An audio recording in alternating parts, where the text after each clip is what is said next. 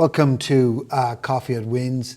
My latest guest today is the crime journalist and author Paul Williams, whose latest book, Crooks, was a #1 Christmas bestseller in the Irish charts. Paul, you're very welcome to Thanks, Ronan. Coffee at Wynns. We should declare a common interest. We're both from Leitrim, so we've known each other quite a while. And there's not many of us either. No, there aren't. Yeah, we're 25 of us, so we're very clannish. I'd say even 30. But anyway, yes, there's not too many of us. But Paul, you write in your book about how you became a crime journalist. You're from Ballinamore, County Leitrim, a town we both know well.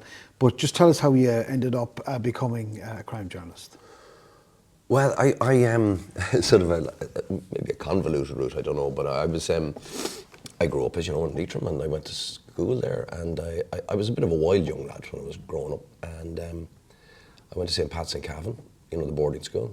I went there for a year and I was expelled out there, and I went back to Ballinamore for 2.5 years. And an uncle of mine died, and an uncle of mine was very, very close to, who ran the family business. Our family business in Carrigallen in Leitrim was rock drilling. We were the biggest rock drilling private company in Ireland at the time, and I was obviously, from the day I was born, I was being groomed for the business. Successor, and yeah. the plan, that was why they sent me to boarding school, and he has to get an education, and my uncle with no kids, and my granny, and my mum and dad. My dad worked in the business as well. And anyway, just after first year, my uncle suddenly died, and that really turned what was a wonderful, you know, very solid family upside down, because he was my uncle Seamus, who was only 53 or 4. He was the linchpin of the family. Anyway, I blame him for this, because then the business, another uncle came and took over the business, and suddenly it was never going to work for me, you know what I mean? It was just, then I became more recalcitrant and all that kind of stuff, and then I ended up getting thrown out of school in Ballinamore and expelled, and then spent about nearly a year, 3/4 of a year in limbo, where I went to try and be a mechanic, ANCO courses, electrician courses, ESB. Now we're in Ireland, and this is now 1981, and suddenly began to realise that, hang on a minute, my mum and dad were saying, we can get you back into school. There's one school left that'll take you. That's in Carrigallen, because the principal's a friend of the family, and he'll take a risk on you. I was 10 miles away, and I couldn't get transport, so I used to have to cycle on it. But, and they kept saying, I said, I don't ever want to go to school again. And then when I started suddenly realising, I went to work in Bundoran for 3 or 4 months on amusements. The IRA tried to recruit me during the hunger strikes, a whole different story there. But, and it suddenly dawned on me one day, eureka moment, maybe they're right.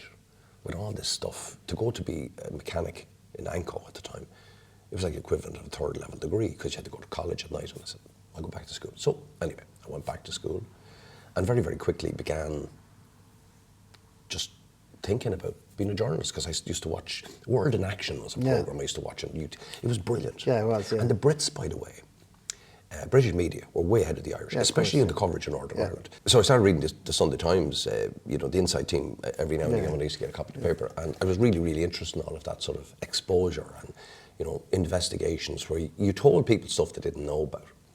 And so I developed over a period of time quite a big interest in journalism, and my teachers, particularly Eamon Daly, who was my English teacher, who is still a very dear friend and didn't want me to go into the school. He kept encouraging me to go towards my goal. But of course, being, you know, an immature, silly kid, maverick, I wanted to be a war correspondent. There had to be some excitement. Covering the march in Carrigallen wasn't it, you know? And so I did my leaving cert. At the time, there was only one journalism school in Rathmines. There was 25 students a year per class, or 2 classes, 2-year course. It was outside the CAO, so it was very elitist, but you had to apply separately to it. So you needed at least 2 honour subjects, English being one of them, and preferably Irish, but I was useless at Irish. And then you had to do an interview.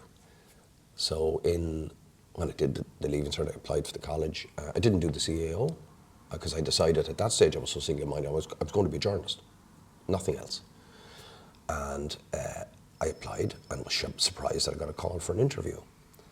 And unfortunately, just before the interview, about 2 weeks before the interview, I stole my mother's car from the house one night, went for a joyride, and smashed it up. I nearly killed myself and my friend. So I had this when I went up for the interview with my dad in this dusty old pickup truck from the quarry business, we had no car, and like the guys coming out of Walton's Mountain, and came up to find the college, and I remember my head was still all bandaged up and stitched up. But I went in to do the interview, and there was Douglas Gageby from the Irish Times, a psychologist, which was appropriate enough considering the profession that we're in, that attracts a greater proportion of lunatics than any other. And of course David Rice, who's still a great friend of mine, he was the course supervisor, and I'm actually going out to see him next week in Clare, and he's still in his 90s and he's still flying. And so they sat me down, and the first thing they said was, you have a CV, your CV here is, why were you at 3 secondary schools? Now, one of the things I always believed in from before that, or maybe it's the way I was reared, always tell the people straight what you did. I know it's not glamorous, I know it's not cool, it's probably negative, but I told them straight. Look, I was always getting in trouble at school, and I did and I went to school, third school, and I got that's why I'm here, and it was my last opportunity, and I'm delighted to even be here. And then they said, okay, and then so, by the way, where did you get the injury in your head? And then I told them where I got the injury in my head, told them straight, crashed the car, my mother's car, no licence, insurance. Like at that stage, there was a file being done for the DPP by the local guards in Ballinamore, which was more designed between a conspiracy between the local guards and my father scared the crap out of me. So it was my primary deviance, as we call it in criminology, to ensure I didn't do it again, which of course it was very worked. And then they said, well, what kind of journalism would you like to be in? And I said, I'd like to be a war correspondent. As I said the words coming out of my mouth, I remember it's 40 years ago now, I remember saying to myself, I don't think that was a good idea. And as the words came out first and the brain catches up later, which it normally does with me anyway, but and I could see the way Douglas Gageby looked at me. It always stuck out in my mind, and the psychologist. And like Guerin, who's the BBC correspondent, she was in my class, and Stephen Ray and John Burns, big names in our business later. But I was shocked when I got in when they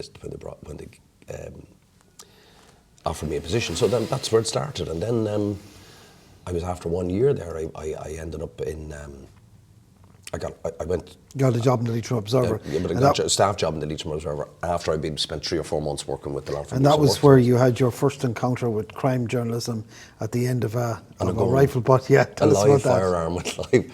But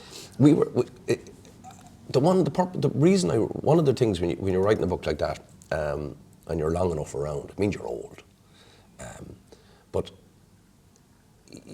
I know, and I've always been conscious of the fact that as you sit back, the amount of history I witnessed in the making. Yeah. You know, they say journalism is the rough draft of history, and crime journalism, as Duncan Campbell in London used to say, was, you know, the roughest draft of history. And this phenomenon started, which I was shocked at the time. It was elderly people being attacked in their own homes. It started in the autumn of 1984. That's the first thing, the first time we've ever heard of it or seen it. And so I started covering all these stories around people being attacked in their home, elderly people going around to meet them and interview them. And as I say in the book as well, it was a learning curve. Everything you do in journalism is a learning curve. And it's a privilege to be a journalist because you see more of life than anywhere else. Because you're telling people stories.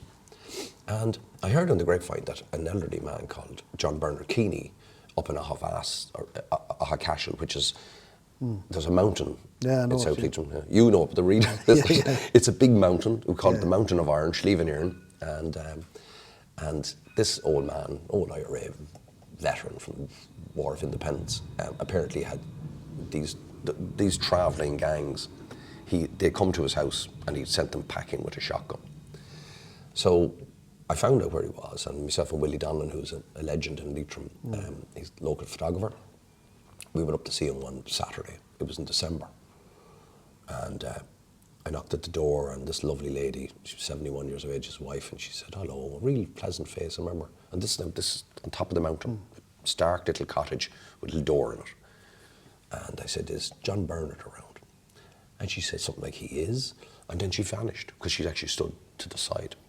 And all I saw in front of me was this, 2 barrels like this, looking straight at me, and they were shiny. And down the end of them, because I know about firearms, I've been an army reservist for years, with the 2 hammers. And then between them was this eye. He says, I shot black and tans and I'll shoot a dirty tinker like you as well. And I put my hands up instinctively. And what I remembered in my head was, oh shit, that's a real old firearm. Because you know the old hammers on the shotgun? I said, that thing he could accidentally shoot me. And I couldn't go back, and I certainly couldn't go forward. And then he said, I'm from Ballinamore, just down the road. Now, I looked pretty dishevelled, had a combat jacket and dirty jeans and stuff. And that was my very, very, very, very, very first crime story. Like that. And then we sat down, we had a lovely interview, and it was a front page story. I was very proud of it. And we still have that front page story today. You got a job with the Sunday World after that, and fast forward to 1995, the publication of your first book, The General, which was made into a film by John Boorman a short time after that. This is the year after Martin Cahill was shot dead by the IRA. Tell us how much of a sort of a breakthrough was that for you and for crime journalism in Ireland? Well, I think it was a big. At that stage, when Cahill was murdered in August 1994. I was 7 years in Dublin working in the Sunday World. I had been writing crime, and I was studying criminology. I'd studied criminology at that stage and all of that. And I'd written. I tell the story in the book about how the previous management of the Sunday World kept me back from writing about Martin Cahill, the General, because it was at a certain stage in case they were afraid of him in case he slashed their tyres. And I was always being held back. But then Michael Brophy, who was fantastic, one of the finest newspaper people I've ever met in my life. He was the former editor of the Star newspaper. He was editor of the Herald, and he moved to the Star because the independent news and media owned the Star. And the Star was set up in Terranure beside us. And he came in as managing director. And he brought with him as editor Colin McGinty. And that was the moment of my career completely changed in February of 1994. And Michael, I was always complaining to him when I meet him in the pub. I knew him before. I used to do Nixers from him because I wasn't writing any stories. Sunday World wouldn't let me write any stories about crime. Serious crime, as in to annoy any of the gangsters. And he said, look, this guy Cahill, you've been researching for years. I know you're pissed off about it. Why did you write what you want to write? And we wrote this big front page, supplement on Martin Cahill. And that sort of like set me up as the, I had been just spending years researching him and building contacts around him. And so then when he was murdered, then it became sort of obvious. A number of people said to me, you should write a book on this, my colleagues in the Sunday World. And I'd never thought about writing a book before, and then I went and I did it, and it was a huge success, and it was great fun to write. But Michael O'Brien of O'Brien Press deserves great credit for that, because at the time in Ireland, there had only been one book written about organised crime in Ireland. Only one. Now, organised crime was still in its early infancy, and we also had the war with the Provos, and terrorism and subversion. And the state was preoccupied with that. But they wrote this brilliant book called Smack. There were two Irish Times journalists, Paul Gates and Sean Flynn, and it was about the criminal drug rackets in Ireland, and it was started in the 70s, and it tracked mainly the life and times of the Dunn family, the first big crime. It was a fascinating book. Yeah. It still is, was then and still is, the Bible of any self-respecting crime journalist. And I still have a copy of it.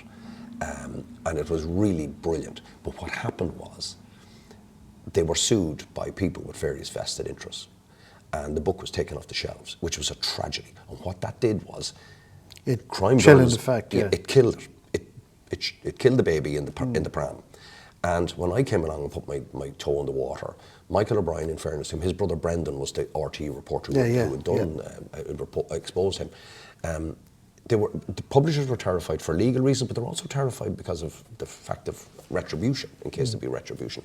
And Michael O'Brien took the punt on it, and the rest is history. We sold, I think, about 250,000 plus copies of that. And of course, the movie went international as well with John Boorman's film.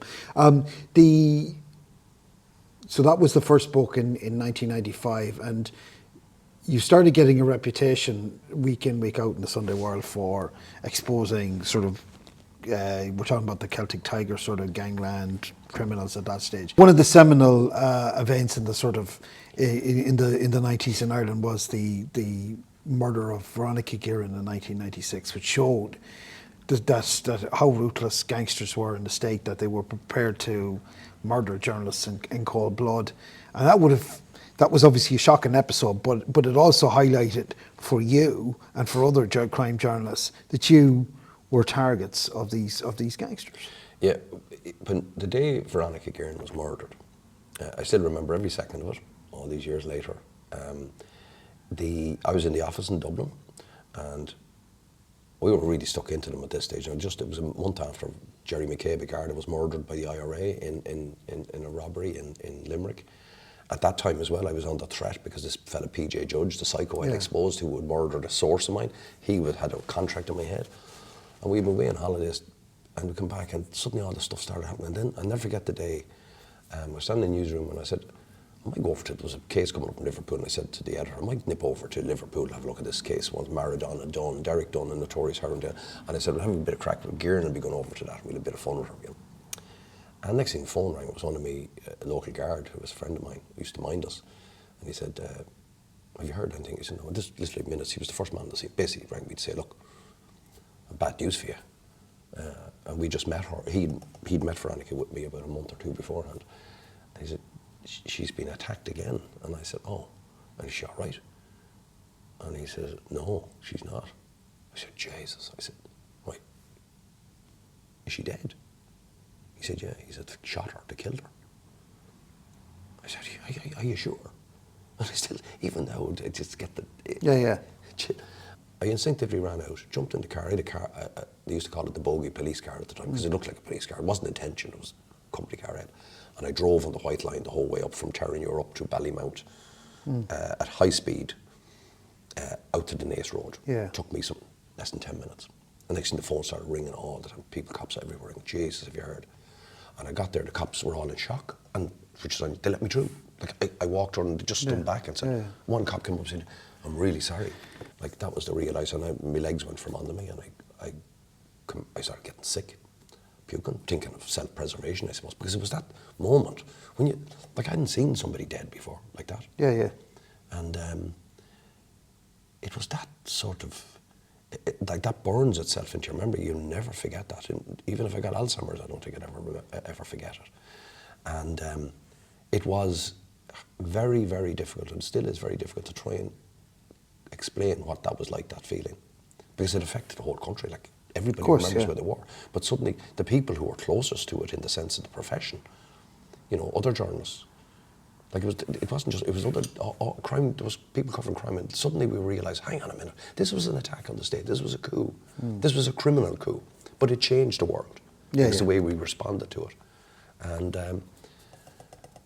I never forget that. And that really, the world changed that day. It changed for everybody. And it changed for you as well, because you begin to realise that if they're going to target Veronica Guerin, you could be next, right? And that was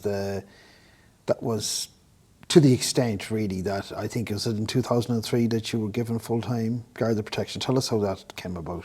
Well, after Veronica was murdered, fast forward on, because there was an awful, like there was a huge counter-attack, and any threats, I had a couple of threats over the years, but they all subsided because the guards turned organised crime upside down. But from the early 90s, this is again another thing that I witnessed. This was the change, the transition, the shift, the dramatic shift in our history, our criminal history, that the Celtic Tiger started to roar around 99. So for the first couple of years after Veronica was murdered, there was very little crime. There was one gangland murder in 1997, for example. And then we started witnessing this sudden upsurge in violence. And you started hearing about people ringing in, and somebody shot here, somebody shot there. And next thing, the gangland murder started, because they moved wholesale into drugs, particularly cocaine. And it was amazing to watch. I think I described it in the book as well. There was, at one stage, at least 25 on average front pages a year. I did half the front pages every year in the Sunday World, right? But most of them were about gangland killings. So all this new breed started coming up, and suddenly, like everyone thought organised crime was being dealt with, no, this was a whole new ballgame. You know, all these gangs of young lads, entrepreneurs as we call them, who were getting involved in cashing in on cocaine. And as the likes of the old villains would say, like Jerry Hutch and these guys, the old ethics, so-called ethics. Honour among thieves, And the ODC, the ordinary decent criminal, evaporated. Because these guys, as Hutch would say to you, and so other criminals often said to me, older criminals, he said, these bastards have never done their time, as in they've never done their apprenticeship, you know. And they didn't care, and they didn't care about life, and it just got bananas. And in around 2003, I got myself mixed up in all of that because then they started coming for me, and it was a whole bunch of incidents. And like at one stage in 2003, I quantified in the book, I think there was 2 or 3 separate serious threats against my life. These I was informed of all these by the police. The only threats I ever took seriously were the ones that the police discovered. Because somebody ring up and tell you they're going to kill you. Yeah. My wife tells me she's going to kill me every day. She's going to kill me. You know. So, but then it just escalated. I brought out a book that year called Crimelords. Yeah, and this is about the Martin the Viper Foley, right? But it was Foley. It was a series of stories, Yes. but they were all contemporaneous stories. Yeah. To such an extent that, as I was writing the book, I had to rewrite 3 or 4 chapters live on the hoof, because the people in the chapters were being murdered. Yeah. You know, people I'd written about. Yeah. And the Westies, I turned over the Westies like way back and exposed them and all that kind of stuff. And but particularly Martin Foley. But there was another group had a plot to kill me that only came out afterwards. And it was a senior, the police officer who picked up the intelligence, what I believe came through the Monks gang, only confirmed it to me afterwards, came to see me, and he said, I know, I was going to come to you, but things took over. And what happened was then it basically escalated, and Martin Foley put a hoax bomb under my car, a very elaborate one, and all my neighbours had to be evacuated. But what Foley actually did, ironically, was he took an awful lot of the real serious heat out of the situation, because the people who were going to kill me weren't telling people who were going to kill me. The cops had a whisper that this was going to happen, and it was people associated with Christy Kinahan and that crowd, the Liam Burns gang, and then the crowd here in the North Inner City. And so they had to abandon it. But what the state did when the authority, I was told that when the guards, this was a big build up to this, and guards themselves were coming saying, look, we're going to stay with ourselves, like fellas on their own home, on their own time, fellas with guns, because this is serious, you're going to get fucking killed. And if we don't, our own authorities are doing nothing about it. Now, they were patrolling around the place.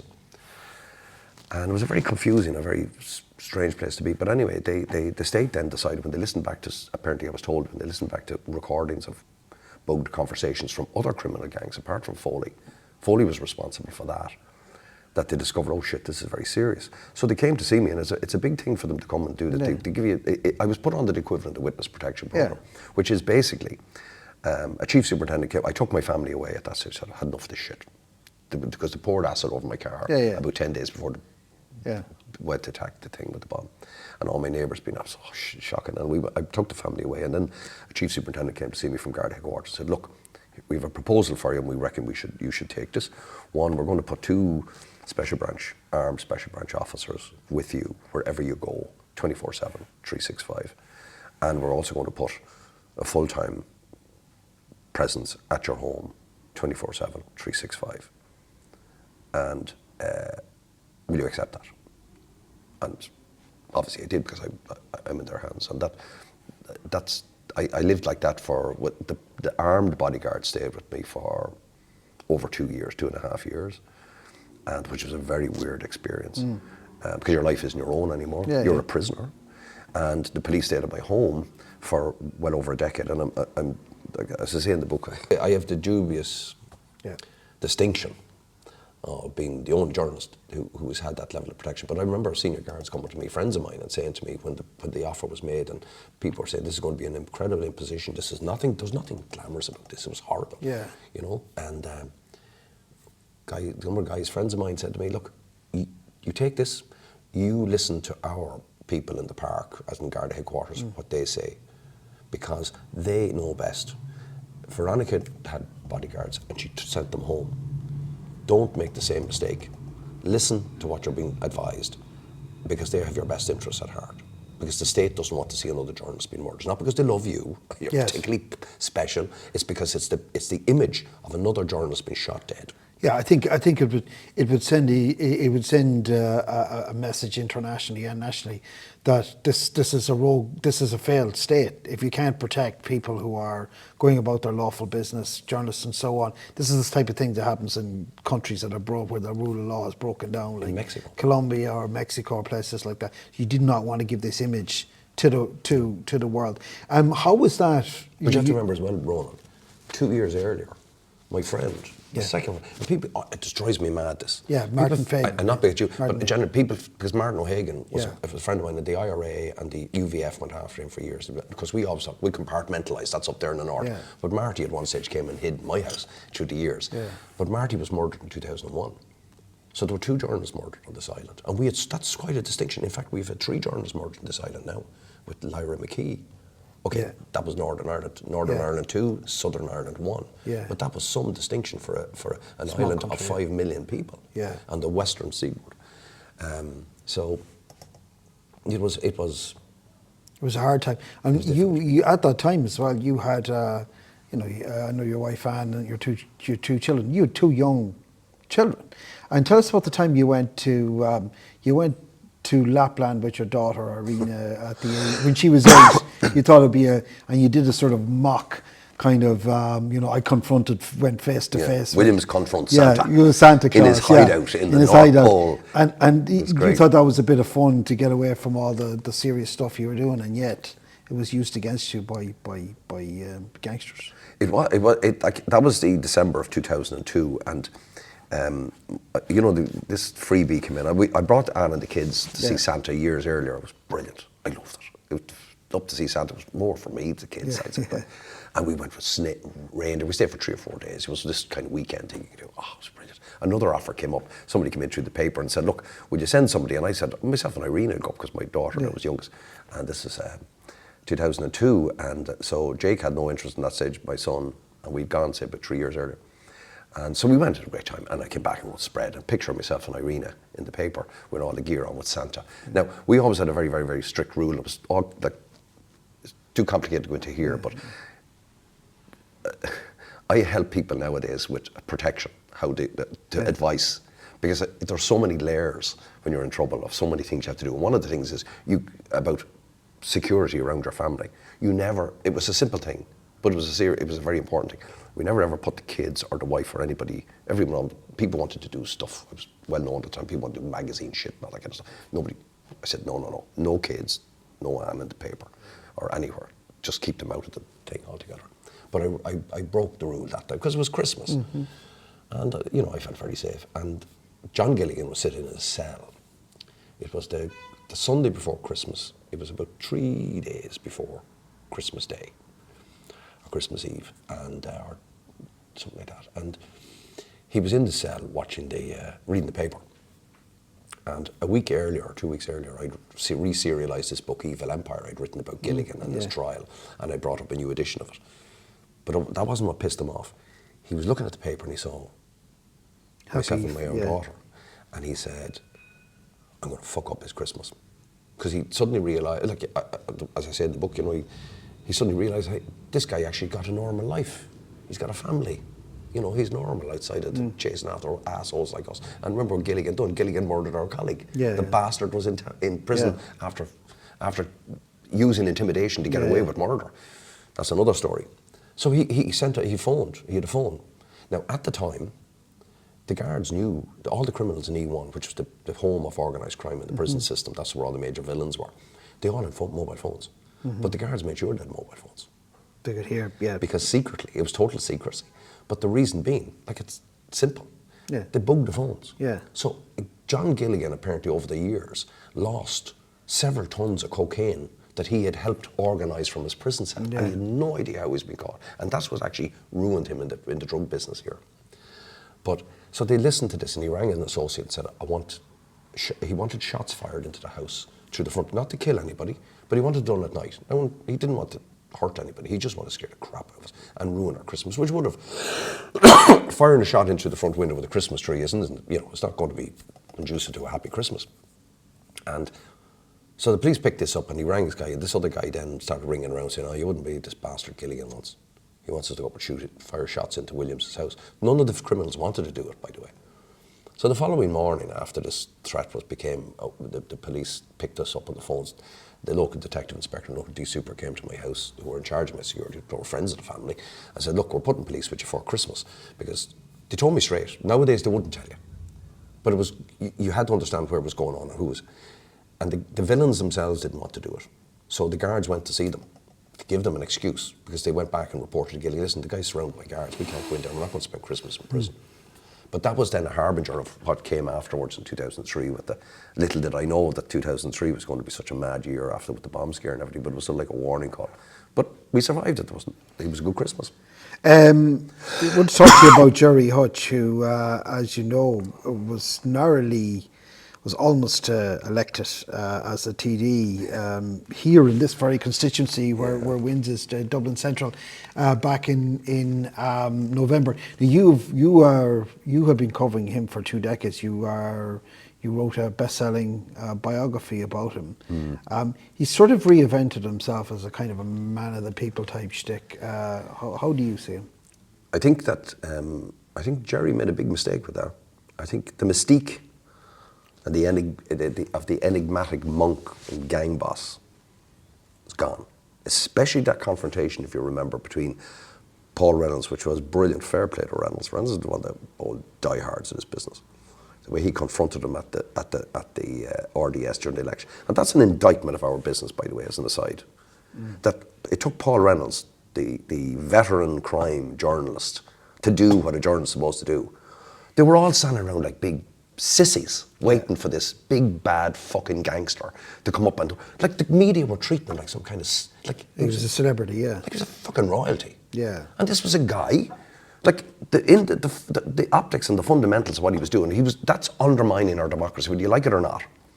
And I think it was a bad mood for Hutch, because Hutch actually showed himself up at that one. If I was his advisor, I'd have said, Jerry, stay at home. Yeah. Don't bother saying anything. And so, and if Paul Reynolds hadn't done that, then I don't think the public would have seen, the side to Jerry that they should have seen, And there is form for this, by the way. There was one major criminal back 20 years ago called Mikey Kelly from Limerick, notorious gangster. Yeah. And he became an alderman. Which basically topped the poll in Limerick City Council.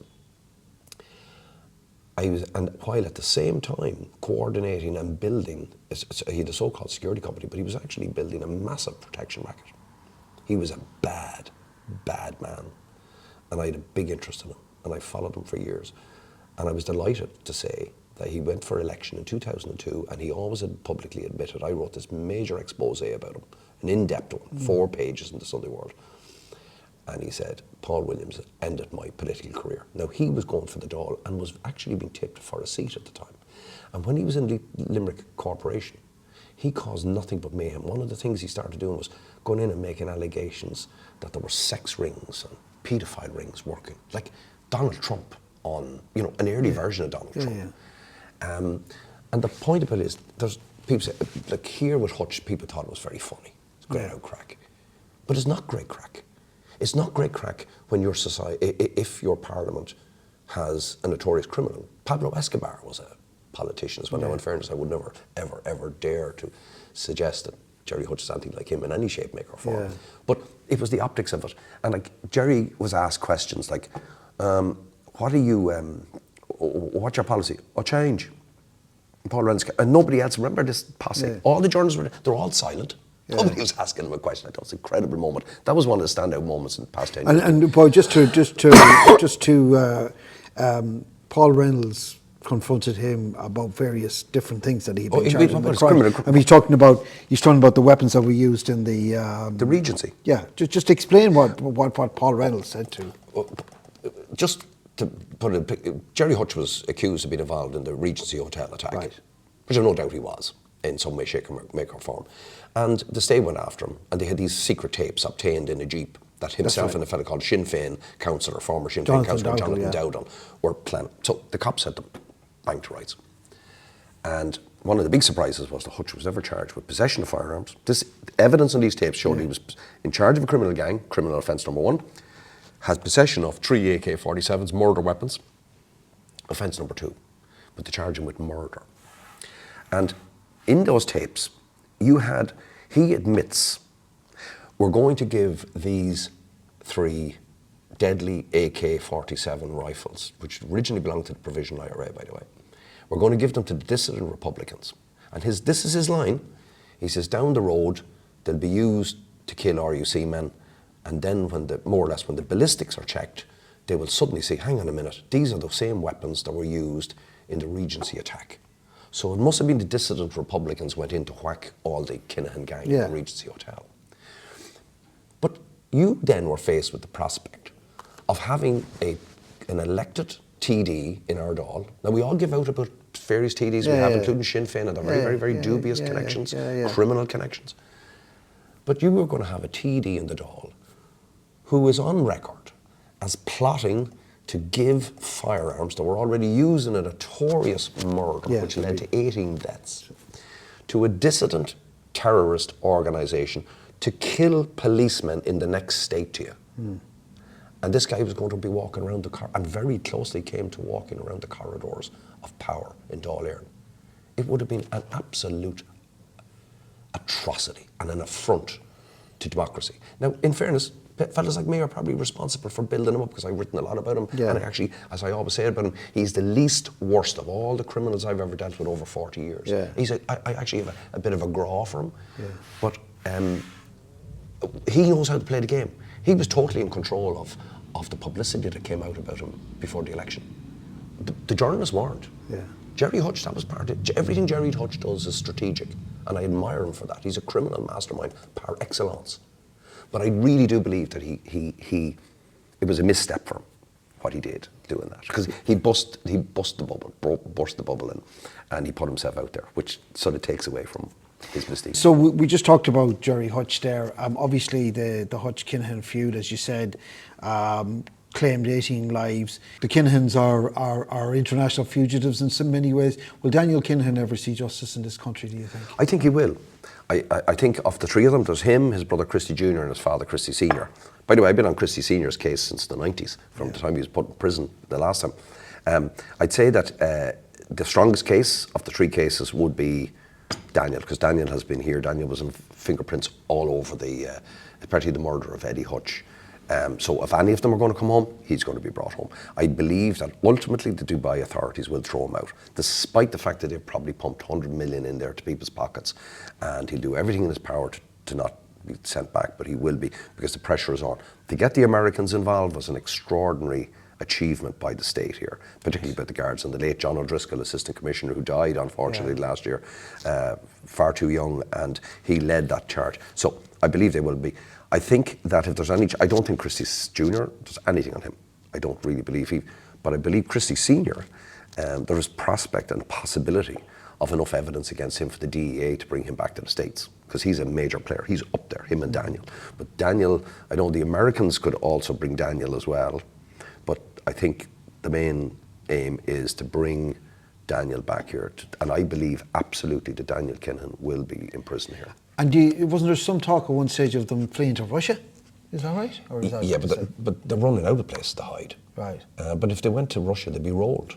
Like, Russia is a gangster state. And the first thing Putin would be doing to hand out, because he's running out of money anyway, so he gives a couple of $100 million. That's, then there's talk about going to Iran.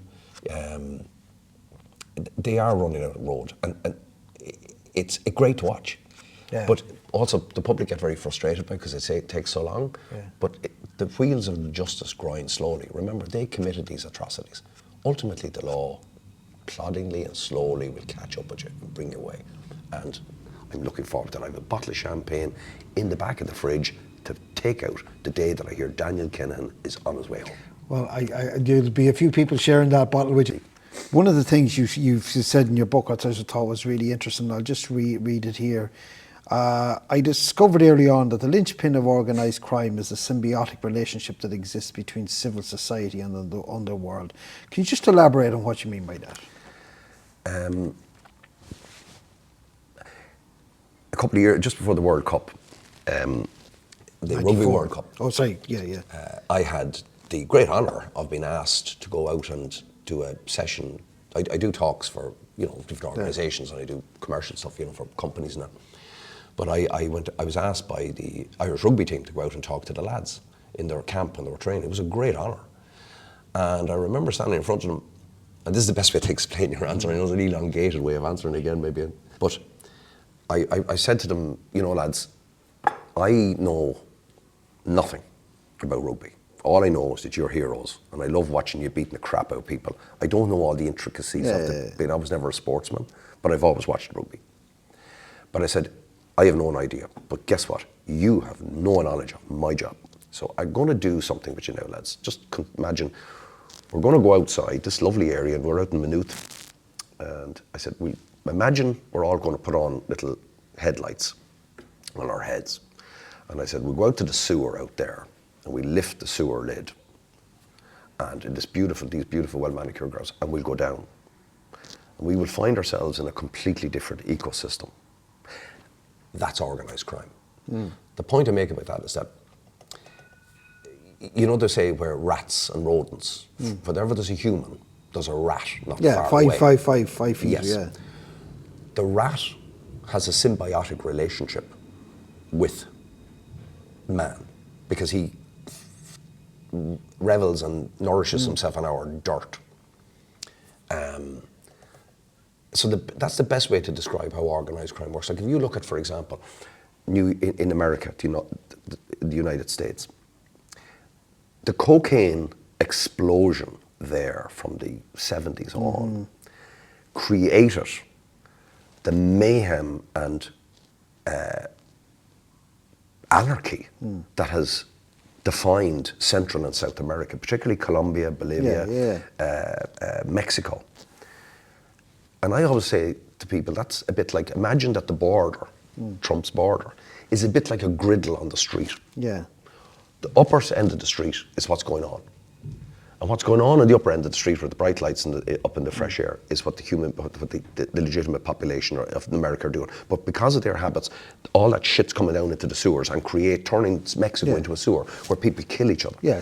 That's how it works. And basically when I say that there's a symbiotic relationship between, you couldn't have really serious crime if you didn't have the compliance or the connivance. If you didn't have middle class people snorting cocaine exactly. and without all of that, that's so people basically, as you say yourself in the book, like if you're a weekend habitual cocaine user, you're actually funding organised crime. Organised crime, yeah. But the thing has got so bad, Ronan, that it is so prevalent. Like it's turning up in our waterways and our sewer. You know, it's infecting everything. And I don't accept a lot of the stats that are being out there, the data that they're claiming, what the percentage of people are who abuse the drug. I think it's far, far more than that. It has to be. When you see the quantities that are coming in, when you see the fact that the guards can get 20 million of the stuff in Dublin or in somewhere in Ireland, and there is no corresponding shortage. Back in the old days when it was a big seizure of hash, back in the 90s, a big seizure of hash or a big seizure of heroin, that always found its way to the streets in the sense the price would go up because the supply would go down. But now it's, I suppose, if you were trying to look for a metaphor, you could nearly say, but imagine Ireland after a snowfall. Yeah, like the whole place. And it doesn't help that we don't have a naval service that seems to be capable of stopping any of these. Oh, but that's another day's work. That's pathetic. Like we don't have. Yeah, but we don't defend have ourselves. We don't. You know, and people say, well, why would we spend money on defence?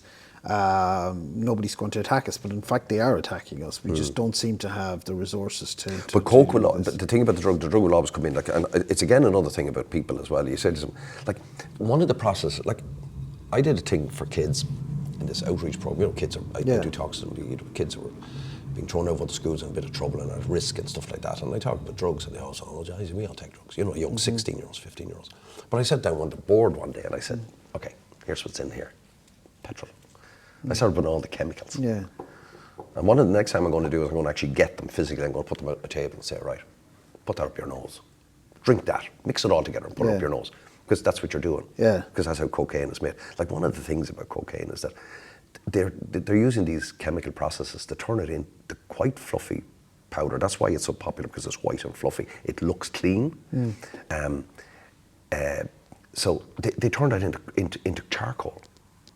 And that's the carcinogenic process to make cocaine in the first place. Then there's this extremely carcinogenic process to turn it into charcoal and then transfer it back into cocaine. Like, by the time that thing gets up somebody's nose here in Dublin or in Galway or wherever, Like it's lethal, you know what I mean? And there are hundreds of thousands of people do that. Like, you don't hear any talk anymore. Like there was somebody threw out something recently in the Dáil about a year or two ago. It stated that there was a lot of cocaine being taken in the Dáil or whatever. You know, they would swab the tablet.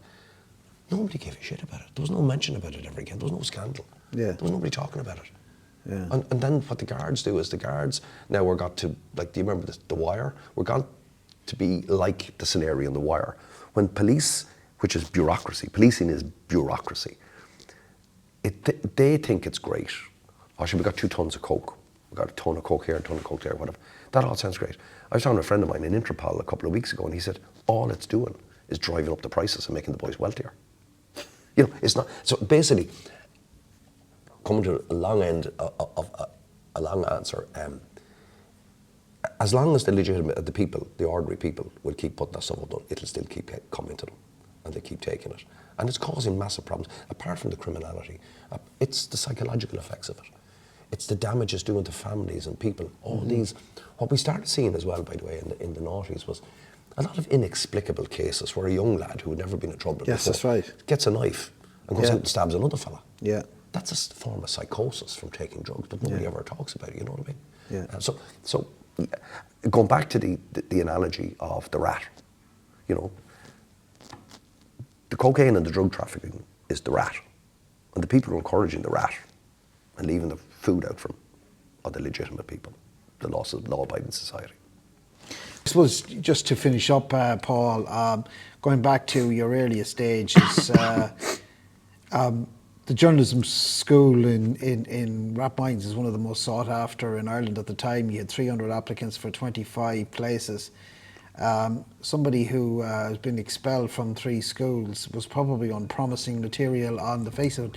They obviously saw something in you, and I think it's fair to say that their faith in you has been vindicated all these years later. Well, when I left that day and I said to my dad, he said, "How'd you do?" I said, "I did shite. There's no way I'm going to get that." So I went, and he said, "What are you going to do now?" And I said, "Dad, I went into Ballinamore, the library, with the county library in Ballinamore, and I went to found this big reference book, no Googles or anything like that, and I wrote out the names and addresses and telephone numbers of every newspaper in Ireland, started at A down to Z, and I was going to start at the top and work down. That was it. And then I got the thing, and I couldn't believe it. And when I went, it was years later, David Rice, who's a great friend of mine, and I said, "Why did you pick me?" He said, "Because we saw you had that spark in you, you had that enthusiasm, that madness." And he also said, what people forget is, to be a journalist, especially this kind of business, you need a little bit of madness in you. And I have a reputation for that, so maybe that was what they saw in me. It's been fascinating speaking to you, Paul. There's certainly method in your madness after all these years, so thank you very much for speaking to us. Your book, Crooks, is a fantastic read. The stories behind the headlines about your life and times in crime in Ireland. Paul Williams, thank you very much. Thanks, Ronan. Pleasure. If you want to read more of Paul's book, Crooks, the stories behind the headlines, the information is in the link below. Like and subscribe to our channel, and thank you for watching.